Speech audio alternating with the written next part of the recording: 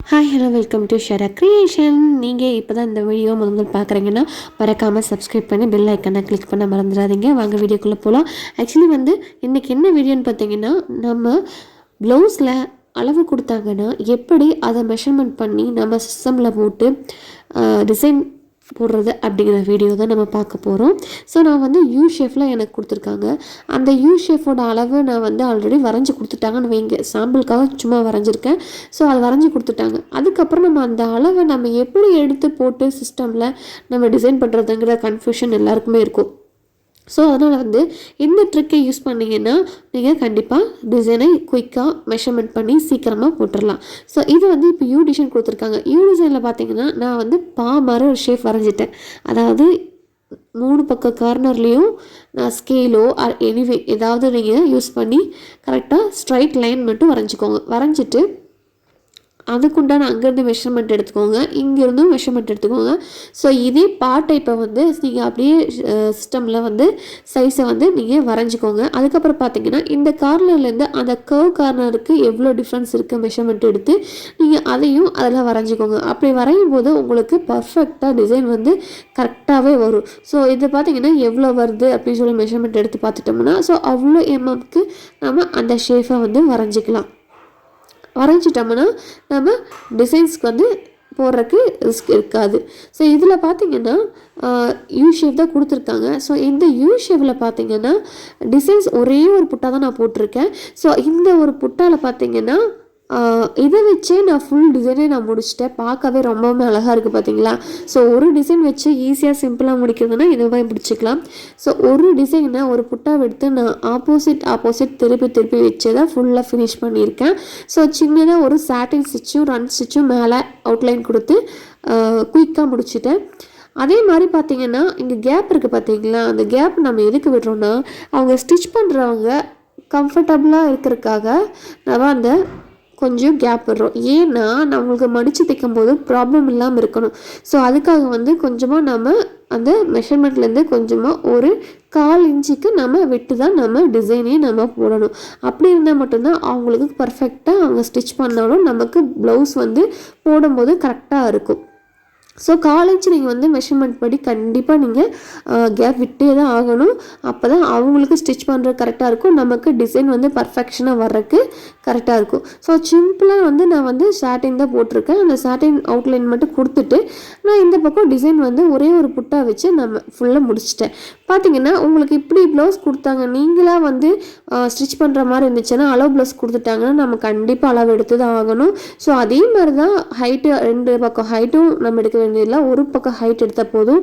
And கீழே with நம்ம எவ்வளோ இருக்கோ எடுத்துட்டு அந்த ஷேஃபுக்கு தகுந்த மாதிரி கரெக்டாக நம்ம இதுலேயே நம்ம அந்த டிசைன் மேலேயே நம்ம லைன் கூட நம்ம வரைஞ்சி போட்டுக்கலாம். ஏன்னா நம்ம கரெக்டாக ஃபிட்டாக வரணுன்னா நம்ம அந்த லைன் மேலேயே நம்ம கோடு போட்டு அதுக்கப்புறம் அதோட அளவை பர்ஃபெக்ஷனாக நம்ம எடுத்துக்கலாம். நீங்கள் 1க்கு 2 தடவை அளவு எடுக்கிறதுல தப்பே கிடையாது, நீங்கள் தாராளமாக எடுத்துக்கலாம்.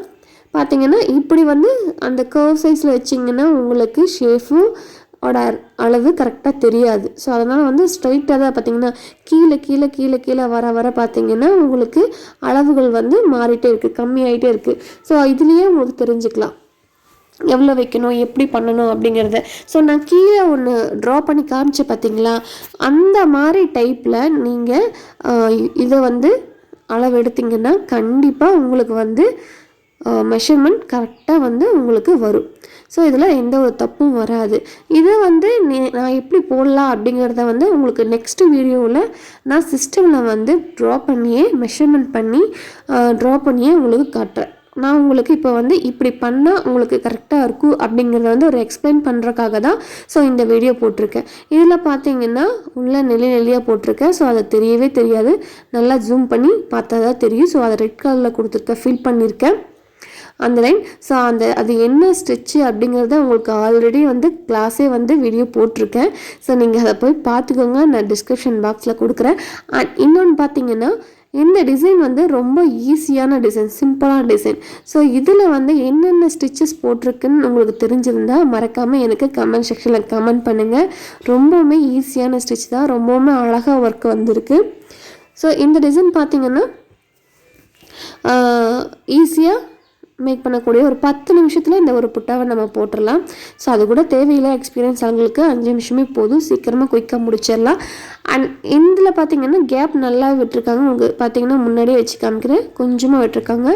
ஸோ அந்த மாதிரி விட்ட தப்பில் ரொம்ப தான் விடக்கூடாது. ஏன்னா ரொம்ப விட்டோம்னா அது அசிங்கமாக போயிடும், கஸ்டமர்கிட்ட நம்ம அவங்களுக்கு ஆன்சர் பண்ண வேண்டிய சுச்சுவேஷன் வந்துடும். ஸோ அதனால் நம்ம கரெக்டாக மெஷர்மெண்ட் பண்ணி எடுத்துட்டோம்னா பர்ஃபெக்ஷனாக டெய்லர்ஸும் ஸ்டிச் பண்ணிக்குவாங்க, கஸ்டமர்ஸ்க்கும் ஹாப்பியாக இருக்கும். ஸோ எந்த ஒரு கம்ப்ளைண்ட்டும் வராது. ஸோ இதில் ஏதாவது டவுட் இருந்துச்சுன்னா மறக்காமல் எனக்கு கமெண்ட் செக்ஷனில் கமெண்ட் பண்ணுங்கள். அண்ட் அடுத்ததாக பார்த்திங்கன்னா உங்களுக்கு எந்தெந்த ஷேஃபில் எப்படியெல்லாம் அளவு எடுத்து போடணுங்கிறதையும் நான் ஒவ்வொன்றா உங்களுக்கு சொல்லித்தர போகிறேன். மறக்காமல் என்னோடய வீடியோஸை லாஸ்ட் வரைக்கும் நீங்கள் தொடர்ந்து பார்த்துட்டே வாங்க. அண்ட் இதில் பார்த்திங்கன்னா ஹேண்ட் டிசைன்ஸும் நான் சிம்பிளாக தான் கொடுத்துருக்கேன். ஸோ ஹேண்ட் டிசைனில் பார்த்திங்கன்னா ஹேண்டில் ஒரு ப்ராப்ளம் பண்ணியிருக்காங்க. ஸோ என்னென்னா டிசைன் போடும்போதே இந்த ஒரு ப்ராப்ளம் பண்ணுவாங்க. இல்லை நம்ம ஸ்டிச் பண்ணுறவங்க மெஷர்மெண்ட் தப்பாக கொடுத்து அதிகமாக ஸ்டிச் பண்ணும்போது இந்த ஒரு தப்பு நடக்கும். ஸோ இந்த ஒரு தப்பு 2 பேர் பக்கமும் நடக்கும். ஸோ அது நம்ம ஃபஸ்ட்டு நம்ம டிசைன் போடும்போது ஒன்று அவங்க அளவு கொடுக்கும்போதே அவங்க கரெக்டாக பர்ஃபெக்ஷனாக அளவு கொடுக்கணும். அப்படி இல்லைன்னா நம்ம டிசைன் போடும்போதே கரெக்டாக போடணும்.